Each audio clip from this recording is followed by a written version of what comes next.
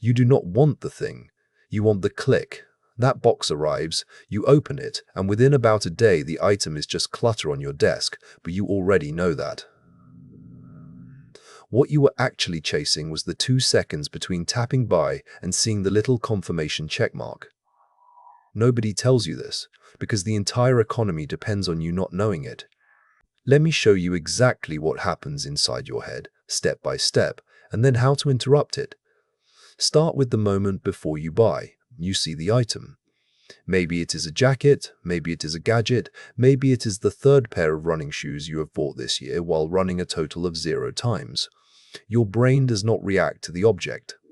Your brain reacts to the promise of the object. This is the first thing they never tell you. Dopamine, the chemical everyone blames for pleasure, is not actually a pleasure chemical. It is an anticipation chemical. It spikes before the reward, not during it. Read that again. The high is in the wanting, not the having. So when you are hovering over that buy button, your brain is not saying this will be nice to own. Your brain is flooding you with a wave that says something good is about to happen. The wave peaks at the click. Then the moment you have paid, the moment the thing is guaranteed to be yours, the chemistry starts to drain out. The chase is over. And a brain that evolved to chase does not know what to do with a finished hunt. That is why the package feels so flat when it arrives. You are not broken. You are running very old software. Here is the mechanism made physical. Imagine your dopamine system as a dog that loves the walk more than the destination. The moment you pick up the leash, the dog goes berserk. Tail, spinning, the whole show. But the second you actually reach the park, the dog just stands there. The park was never the point. The leash was the point. The buy button is your leash. The item in the box is the park. And you keep buying more leashes, wondering why the parks feel so empty. Now, layer on the second mechanism, the one that turns a quirk into a bank account problem. It is called present bias. Your brain values a reward you can get right now far more than the same reward later. Not a little more, dramatically more.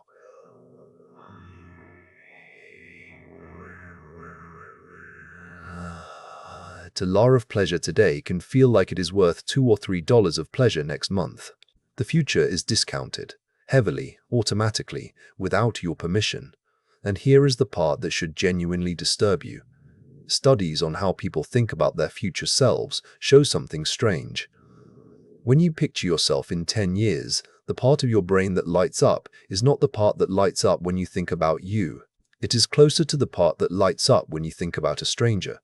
Your future self is, neurologically, some other person, a person you have never met, a person you owe nothing to. So now watch what really happens at the buy button. Present you gets the entire dopamine wave, the anticipation, the click, the little rush. And the bill? Some guy named Future You, who will open the credit card statement in 3 weeks and feel a cold drop in his stomach. Present You does not care about that guy. Present You has never even met that guy. You are, quite literally, robbing a stranger to fund a 2-second high, and the stranger has your face. That is the peak of this whole thing, so let it sit. Every impulse purchase is a tiny transaction between two people. One of them gets the fun, the other one gets the invoice. And you have rigged the deal so the one holding the invoice never gets a vote. Once you see it this way, all your weird spending starts to make sense. Why the sale feels so urgent. Why free shipping, if you spend 40 more, makes you add 60 more. Why one-click checkout exists at all. None of these are conveniences. They are all designed to shorten the distance between the craving and the click, because the shorter that distance, the less time Future You has to show up and object. The whole retail machine is one enormous effort to keep your future self out of the room during the decision. Think about the last time you tried to buy something with actual friction. You had to dig out the card, type the 16 digits, find the security code, enter your address. Somewhere around the security code, a quiet voice appeared. Do you actually want this? That voice was Future You finally getting a word in. They invented saved cards and fingerprint payment specifically to assassinate that voice before it can speak. The gap between wanting and buying used to be a few minutes. Now it is a thumbprint. They closed the gap on purpose, and they closed it because that gap was the only thing protecting your money. Let me name what this is costing you, because it is more than the price tags. Every time you spend on the craving instead of the item, you are training your brain. You are teaching it that the fastest way to feel better is to buy. So the next low mood comes, and your brain does not reach for a walk or a friend or sleep. It reaches for the checkout, because you have built a superhighway straight from feeling bad to feeling the click. You are not just losing money, you are losing every other tool you had for feeling okay. The buy button becomes your only button. And the cruel part is that it works less each time. This is the third mechanism, and it is the trapdoor. The rush you got from the first impulse buy fades, so next time you need a slightly bigger one to feel the same spark. The $40 purchase becomes an $80 purchase, becomes the thing you swore you would never spend on. You are not becoming more reckless. Your receptors are just getting bored. Same chase, higher stakes, smaller payoff. That is the exact shape of every trap that has ever caught a human being. So how do you interrupt it? Not with willpower. Willpower is present you trying to fight present you, and present you is the one holding the dopamine. That is a fixed fight. You interrupt it by putting friction back, by forcing the future self into the room before the click, not after. Rebuild the gap they deleted. Remove your saved cards from the sites you spend on most. Make yourself type the numbers every time. It sounds small. It is not small. Those 90 seconds of typing are exactly the window where your future self walks in and asks the only question that matters. Half the time you will stop mid-entry, and you will feel something better than the purchase. You will feel the small, clean click of not being played. Second move. Separate the wanting from the buying with time. When you feel the wave, do not fight it. The wave is not the enemy. Just do not let it end at a checkout. Put the item in the cart and close the tab. Set a rule. Nothing over a certain amount gets bought the same day you first wanted it. 24 hours minimum, 48 is better. Here is why this works, and it is not the reason you think. You are not waiting to see if you can afford it. You are waiting for the dopamine to drain, because it will, fast, and when it does, you get to make the decision with the same clear head that future you would have had. You are letting the stranger vote. What you will discover is genuinely funny. Most of the time, the item you were desperate for at 9 at night is completely uninteresting by lunch the next day.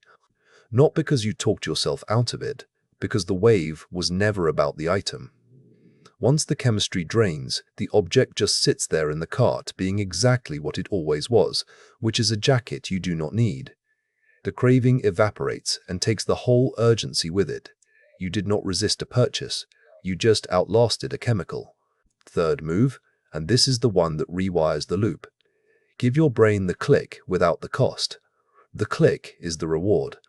So find a click that is free. Move the money you would have spent into a savings account and watch that number go up. Same little confirmation, same little rush of something good just happened.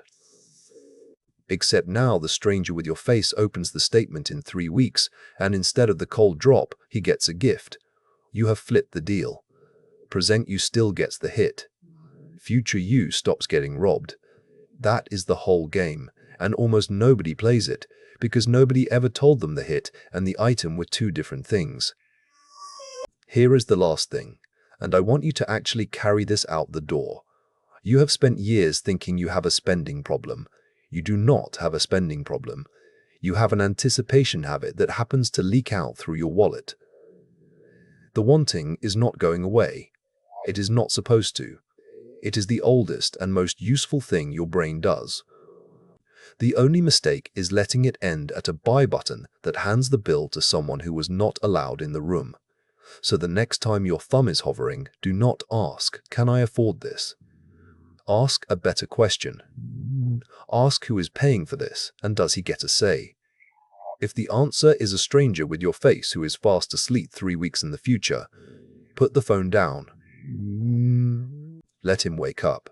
Let him vote. He's been paying for your 2-second highs for years, and he never once got to open his mouth. Give him the click that makes his life better instead of the one that empties it. You will feel the same rush either way. That is the secret they built an entire industry to keep from you. The high was never in the thing. It was always in the click.